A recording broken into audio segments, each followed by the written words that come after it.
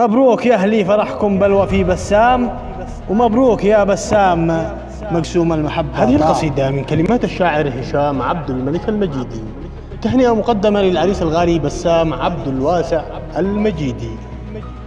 مقدمو التهنئة الوالد عبد الملك أحمد منصر المجيدي وأولاده المحترمون، تشريفا لمن حضر ونيابة عمن غاب.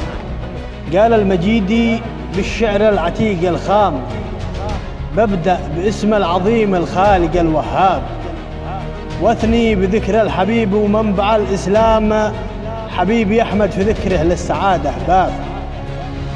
وبجمع أوراقي وحبري واجمع الأقلام من أجل هني وبارك فرحة الأحباب. مبروك يا أهلي فرحكم بل وفي بسام، ومبروك يا بسام مقسوم المحبة طاب. يهناك باتلقى مرادك والغرام انسام، يهناك باتلقى المحبة ونظرة الإعجاب، وباتلقى المحبة الحلال وتبني الأهرام، وباتلاقي بساتين الشذا والفل والأعناب. يهنا يا مليح القد ويا بدر اليمن والشام، يهنا فؤادك يا أسد الناب والمخلاب. يا ابن العم بارك لك وبك بواصل الأرحام، يا ابن العم بهنيك ولو إني مع من غاب.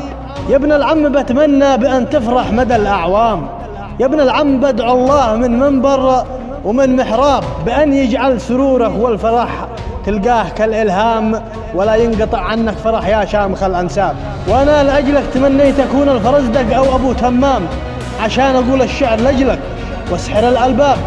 وازكى صلاتي عن نبي مبدأ ومسك ختام، بذكرها الروح طابت والفرح والانصطاب. بذكرها الروح طابت والفرح والانصطاب وسلامتكم. بذكرها الروح طابت والفرح والانصطاب وسلامتكم.